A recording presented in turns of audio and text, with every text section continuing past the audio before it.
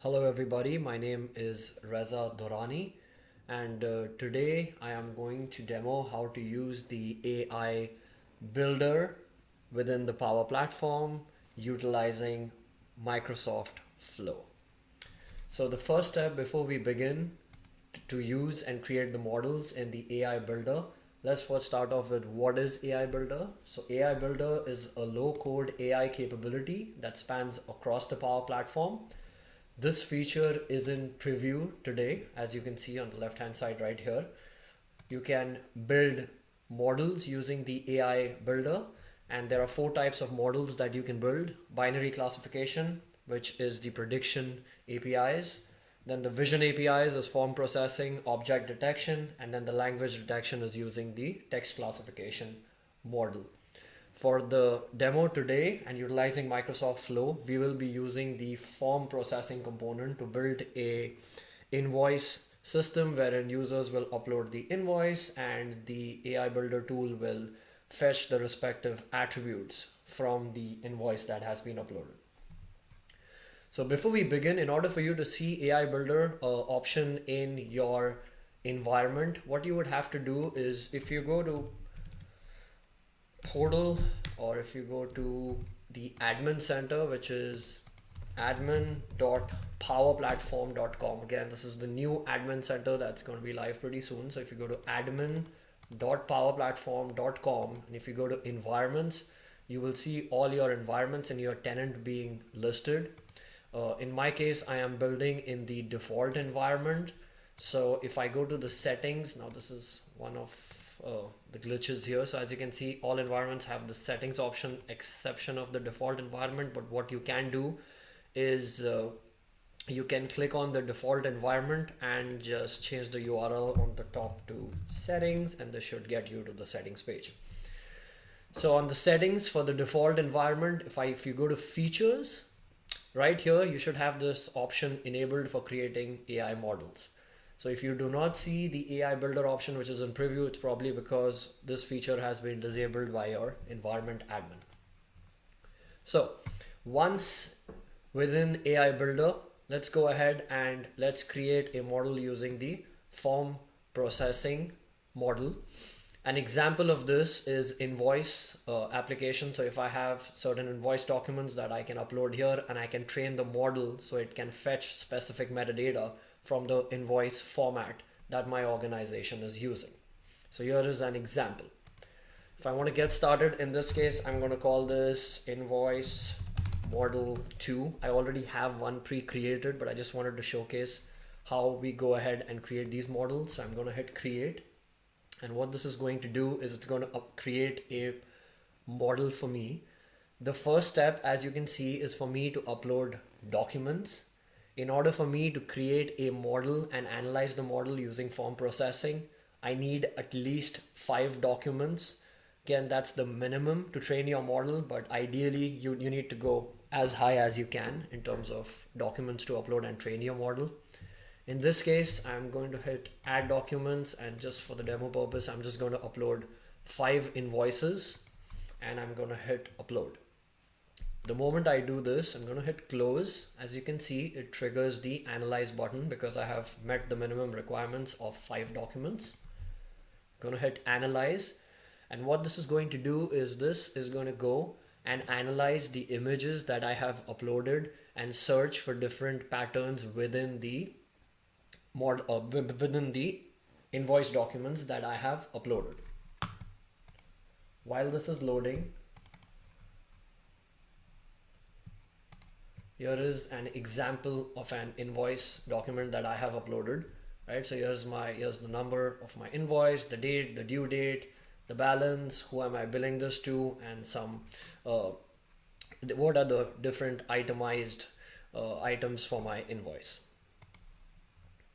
So once the model is uploaded, as you can see, I've uploaded just 5 documents, so it's not able to track any fields yet. So let me go ahead and upload more documents. In this case, I'm going to go ahead and upload all the 15, and let's try and see if the model this time picks up certain fields. I'm going to hit analyze. And while this is going on, while this is analyzing at the back end, let's go back to AI builder. Let's go to models. And as you can see, I already have a model that I pre-created before this. This model is trained and published and ready to use. So if I go to Invoice, as you can see, I have a model that I created with 15 documents and identified 8 fields within those documents, those fields being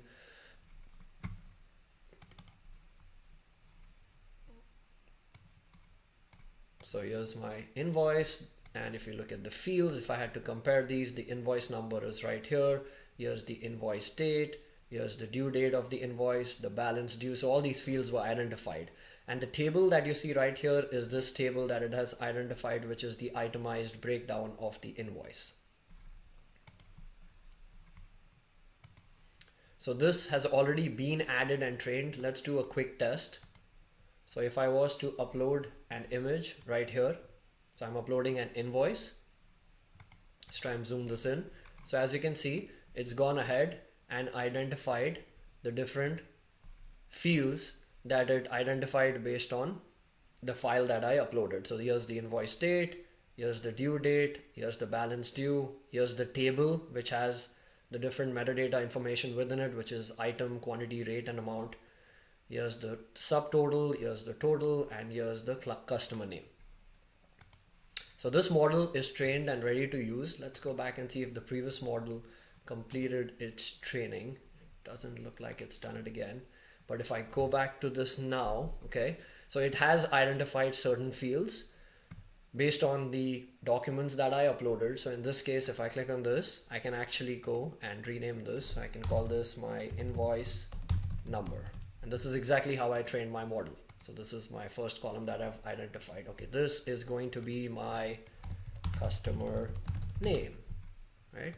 And this is a table that it has identified, and for some reason you cannot rename tables right now, but here's the table that it identified, and here is the total or the subtotal, and that's how you go and you add these properties. And once you're done, you can just go ahead, select all the fields, hit done, and then hit next, and finally click on the train button.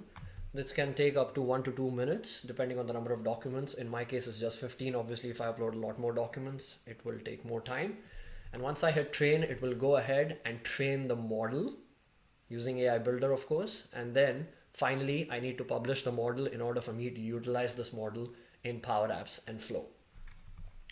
Now we've seen demos from other MVPs around how to upload or how to use the form processing component with Power Apps. It's very simple and straightforward, but this one we're going to look at Microsoft Flow. Now before we go ahead, just want to give the use case right here. So we have a SharePoint site at the back end, which we are using for invoice management. And within this SharePoint site, I just wanted to showcase the information architecture. So if I go to invoice management, I have 2 content types that I've created. One is of type document, extending from the document content type, and this has certain custom fields like customer name, due date, invoice number, date, balance due, and invoice item link. And then I have another content type that I went ahead and created. It's called invoice item, and this basically contains the itemized breakdown of my invoice that I'm uploading, the quantity, the rate, the amount, and the invoice item ID. So I've just gone ahead and created 2 content types. Now in SharePoint, I have a document library called invoices. So I'm going to store all my invoices out here. Okay. The customer name, the invoice due date, the invoice number, the invoice date, and the balance due are going to be calculated directly utilizing AI Builder. And then the breakdown, the itemized breakdown for my invoice will be stored in a separate list called the invoice info list, wherein I will have the breakdown, and the link between the invoices library and the invoice info list would be the item ID of my invoice in SharePoint, which is the inbuilt ID column. So that's how I'm trying to link the 2 together.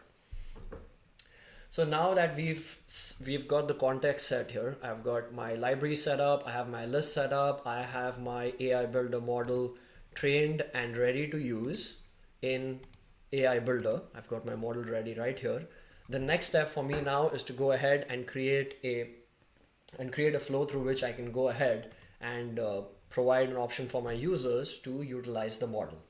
So the first flow that we are going to go ahead and build is whenever a user uploads an invoice into the invoices library, I want all the metadata information to get fetched using AI Builder, and it should go ahead and automatically populate all the metadata pieces here, as well as go to the invoices info list and add the itemized description of the items of the invoice right here and relate the two artifacts together.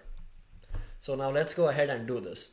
Now the first thing, and it's very important to know this, that if I directly go to Microsoft Flow and if I try and build a flow, I will not be able to talk to the model component.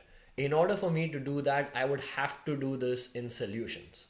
Okay, so I would have to create a solution. So in this case, I'm going to create a new solution. We are going to call this invoice management, and you can define a publisher or use the default publisher. And then I'm going to give a version number for my solution and hit create.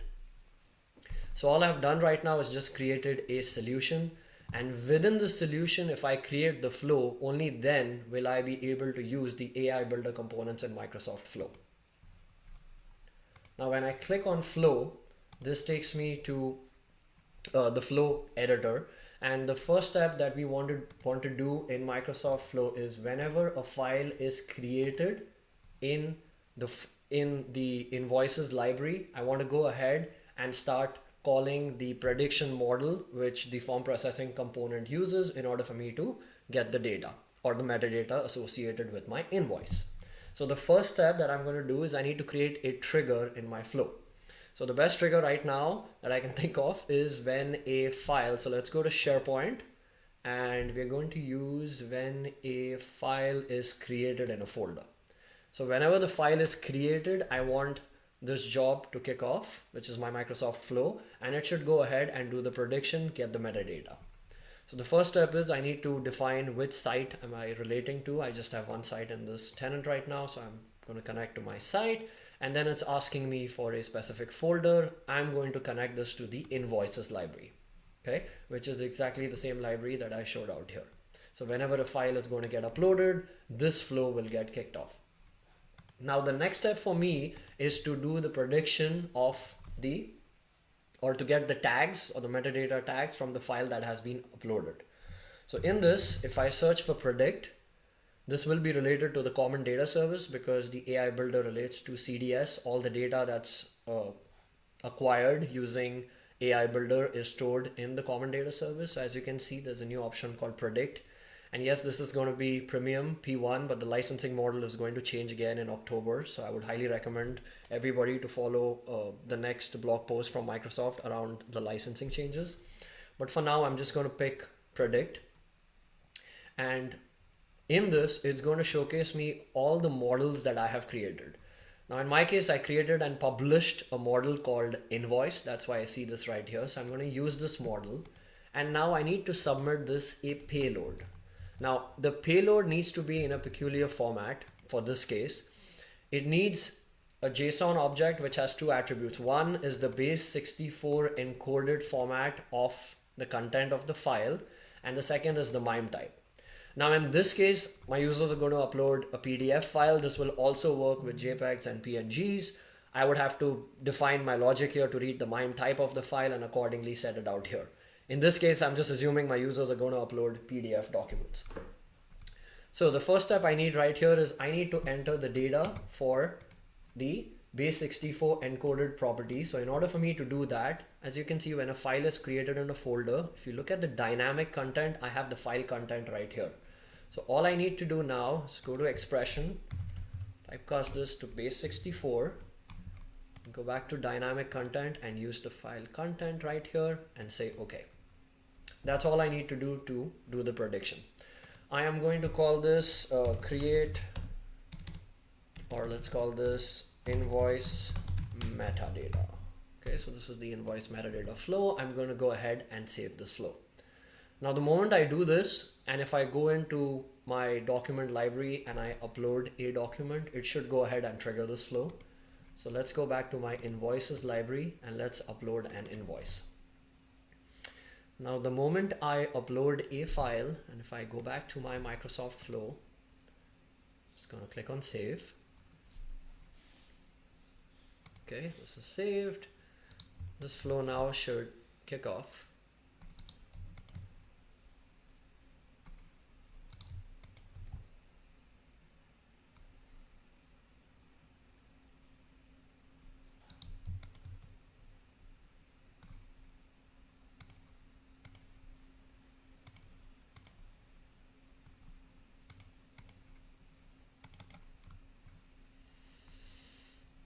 Okay, just uploaded the file. Just again, go back, let's give it up to a minute. There you go. So the flow gets called, and now if I go back to my Microsoft flow, as you can see, this got created when I added the invoice document, and the prediction action has gone ahead and given me a response. Now the first thing to note here is I need to parse this data in order to get the results from the response of the prediction model, right? And as you can see, it's a JSON object. I get a lot of details in here regarding the metadata that it has returned. So the best way to fetch this is I can just copy the output that I've received out here in the run mode of Microsoft Flow, go back to edit, and now let's go to parse JSON.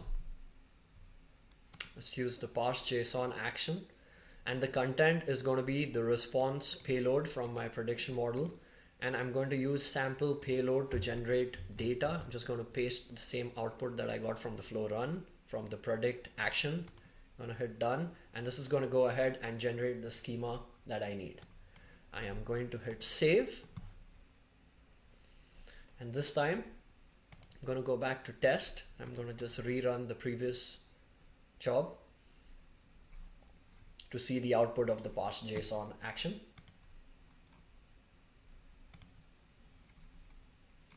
Okay, and as you can see, here's the output from the parse JSON action. So I'm just going to copy this output and I'm going to paste this in Visual Studio Code, and this is the JSON output that we get from that action. Now we'll look at this in a short while, but before that, the next step for me now is to go ahead and update the properties of the file.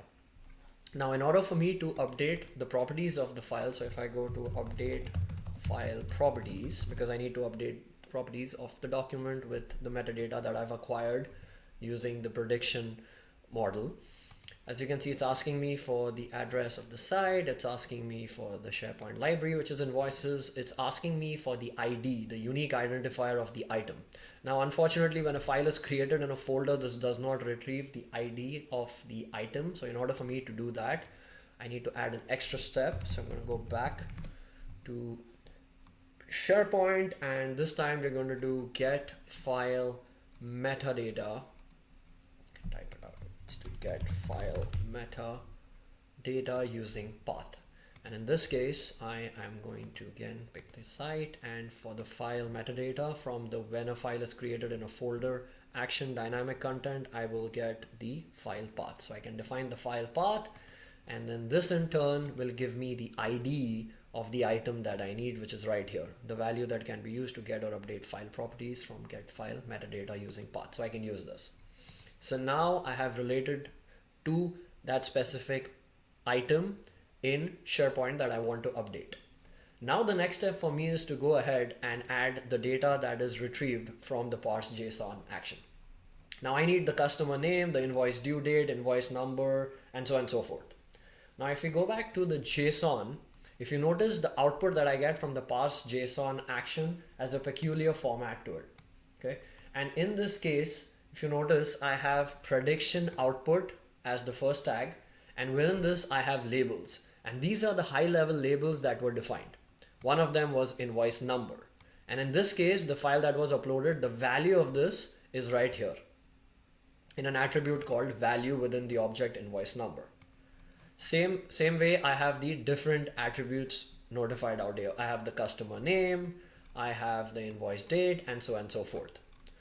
Also, if you notice, within the JSON response, there's something called as confidence. Confidence of 1 is the highest, that's 100%. So it also tells you how confident the model is that the value that it has fetched using the AI processing component it's giving you a probability of that fact. So now the next step for me in order to fetch the value is, so let's start with the customer name. Okay, so if we look at the JSON object again, I need to fetch the prediction output, then I need labels. Within that, I have the customer name, and within that object, I have the value. So I need a little bit of expression logic here in order to fetch that value. And in order for me to do that, what I need to do is go to expression. And the first thing I need to do is body of parse underscore JSON. Now why parse underscore JSON? Because parse underscore JSON is the name of the action on top from which I will get the response object, which is this JSON. Now within this, and I need to put parse JSON case sensitive exactly the way it is with an underscore right here, because there's a space between parse and JSON. So if you were to call this something else, you need to make sure that your body element matches that. So the next step is going to be, I'm going to put a question mark in here, and then I am going to pick the first node in the JSON object, which is prediction output. So I'm going to copy this. I'm going to put this right here, prediction output. Now why question mark? Question mark, if I don't put it out here, then it will always assume that this object is available within the parse JSON object. Now if it is not available, and if I don't have a question mark, this is going to throw an error. If I put a question mark, it will check to see if this is null or not. So it's a check to basically see if the next node is even existing or not. So it's a good way of doing error handling, or at least making sure your flow does not fail. So the next step after getting the prediction output for me is to go to the next element under prediction output, which is labels. So I would have to go to labels. I'm going to do question mark again and labels. Again, question mark. Yes, it's a little bit of a long route. The next thing I need is the customer name. So I'm going to copy the customer name. So this is customer name and question mark. And finally, I have arrived to the value within the customer name element, which is right here. So I'm going to call this value. And that's it. So it's a simple expression that traverses the JSON object that is returned from the predict action within flow. So I'm going to hit OK, and this will actually return me the customer name. Now in exactly the same lines, I need to get, for example, the invoice due date. Now in order for me to get the invoice due date, if I scroll through this, there is a due date field that I have. So I've just copied the same expression. I'm going to paste it right here. And this time all I need to do is change customer name with due date and hit OK. So that gives me the due date. Now on similar lines, I just need to populate all the other fields. So I'm going to call this invoice number. I'm going to say OK. This one is going to be invoice date. Invoice date. Hit OK. And then I have balance due. This is going to be the balance due. I'm gonna hit OK. So I've got all the elements, as in I've got all the metadata attributes right here. Okay. Once I'm done with all of this, I'm just going to hit save, and let's go ahead and test this. So once this flow saves, I'm just going to test the flow again with that same previous document that was uploaded. So I've just rerun the flow. And as you can see, this will go ahead and it's going to go ahead and patch or update the properties associated with the file. So if I go back to SharePoint now, and if you look at the invoice, the number of the invoice is 2136. And this is right here, 2136. If you look at the customer name is Stuart McGill. So if I open the invoice, the name of the customer is Stuart McGill. The balance due is 56, due date October 22nd. As you can see, all that metadata has been fetched from the document using AI Builder. I fetched the metadata using Microsoft Flow, and I have updated the properties of the item. Okay. Now the next step, what I want to do, again, this is just the base premise of fetching metadata tags using Microsoft Flow. Now the next step is to actually go ahead and just expand the system a little bit more. So as you know, I also have a table component within my invoice. So if I click on my invoice, in this case, as you can see, I have the table element right here, and it has two records, right? It has test description 1, test description 2. It has some quantity, a rate associated with it, and some amount. Now I need to fetch these items and populate the invoice info list. Now, in order for me to do that, what I need to do is I'm going to go back to my flow. I'm going to edit my flow again. And this time what I'm going to do is I'm going to add a compose action, because I want to first show you where that table data is. So if we go back to this JSON again, so we saw the labels, right? The label includes the top level labels or the metadata. Just like we have labels, we have something called as tables object as well. And within the tables object, if you remember when I created the model, it had a attribute called table_0. And within this table, it has those different columns: item, quantity, rate, and amount. And within that, it also has another tag called entries, which has the actual values. And this is an array. So every entry in my invoice that was uploaded. So in this case, if I go back to invoice 2136, and if I open this file, it has 2 entries right here. If you look at the JSON object, this is the first entry. Here's the item description, here's the quantity, here's the rate, and here's the amount. And then this is an array, here's the second item, and so on and so forth. So as you can see, all that data is being held in this object called tables. Now, in order for me to retrieve this, what I'm going to do is I'm going to go back to update file properties, and this time we're going to reuse the same code that we had right here, and go back right here. And in compose, what we are going to do is, instead of fetching labels, we are going to fetch tables. So we're going to do tables of table_0. Why tables of tables_0? Because tables is the node which has all my table information, and under table_0 object, there is the entries, which is the array of each row in that table. So in this case, I'm going to do tables of 0, and I'm going to do entries. So this is going to retrieve me exactly what I need. So if I retest this is just to demonstrate how to fetch the table information using Microsoft Flow. It's a little bit more complex. So in this case, I have rerun the flow again, and this flow is going to run. It's going to go ahead again, predict, parse the JSON, update the file properties. That's fine. But as you can see, the final output right here, and now I'm going to paste this out here. As you can see, this is giving me exactly what I want. In the entries, I have the values for each of my items, right? So this is my first item, and this is my second item, and so on and so forth. So now, in order for me to fetch each value within an array in Microsoft Flow, what we need to do is we need to create the for loop. So for that, I'm going to use the control action, which is apply to each. So within apply to each, I'm going to use exactly the same compose statement. I'm going to go to expression, I'm going to paste this in, hit OK.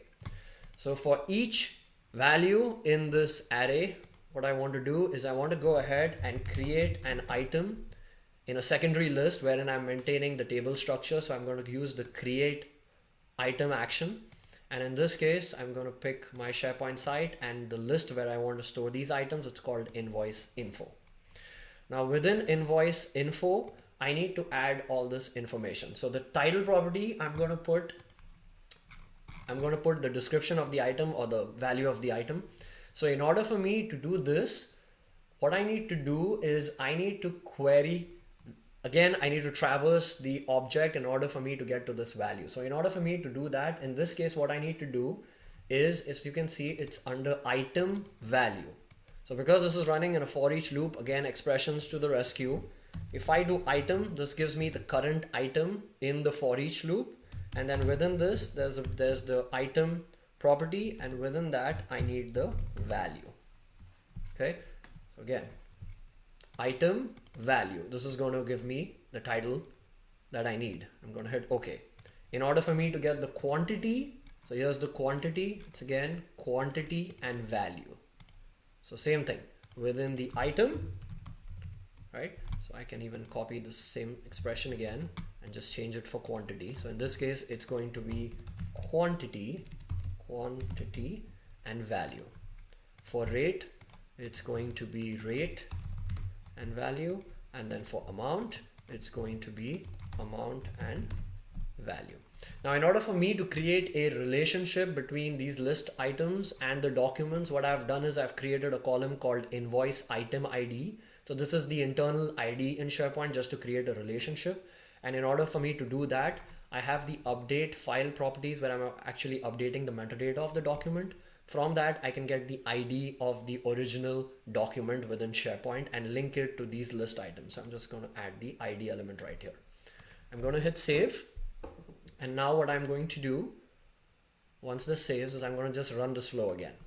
And this time what this flow is going to do, if everything succeeds and if the demo gods are with me, this will go ahead, again update the properties, and now for each item within this table, it's going to go ahead and create individual items in the secondary list. And it looks like the demo gods are with me. So let's go back here. So this is the SharePoint document library, and I also have the invoice info list. So if I go to invoice info, in this case, as you can see, it has actually fetched the metadata from the table and put it in the invoice info list. Also, it has added the ID of the item of my invoices SharePoint library. So if I go back to the invoices SharePoint library, and if you look at the ID column, it's 17. If I go to invoice info, even that is 17. In order to have a direct link that takes me from the invoices to the invoice info, what I have done is I have used a little bit of column formatting, and all I've done out here is I have linked this to the other list and just passed the ID as a query parameter. This is very simple. It's just basic column formatting. This video is not on column formatting, but I just wanted to link the two together. So now if I click on this link, this will actually take me to the invoices and filter them based on the item I'm looking at. So now if I was to go ahead and upload multiple files, so let's say I upload 4 more invoices, this should trigger 4 more Microsoft flows, which in turn should go ahead and tag the documents and also create the respective invoices in the invoice info list. So all of this is automated. All the user has to do is come here, upload the invoice in that specified format which the AI builder model has been created on, and this will go ahead and create all the metadata and the associated sub metadata to it. So I just uploaded 4 files. Let's look at whether the flows have run. It's not yet run, and I think it takes up to a minute before the trigger. So let's just wait for this.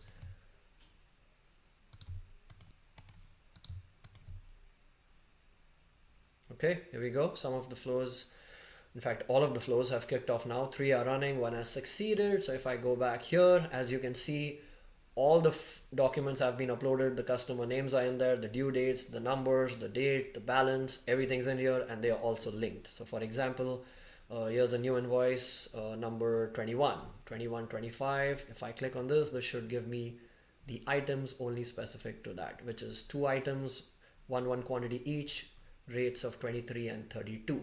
So if we look at number 21, it should have 2 items in here with rates of 23 and 32 with single quantity. So that's how you use the AI builder with Microsoft Flow, and I also put in some SharePoint and column formatting to mix it all up together. Thank you so much for watching.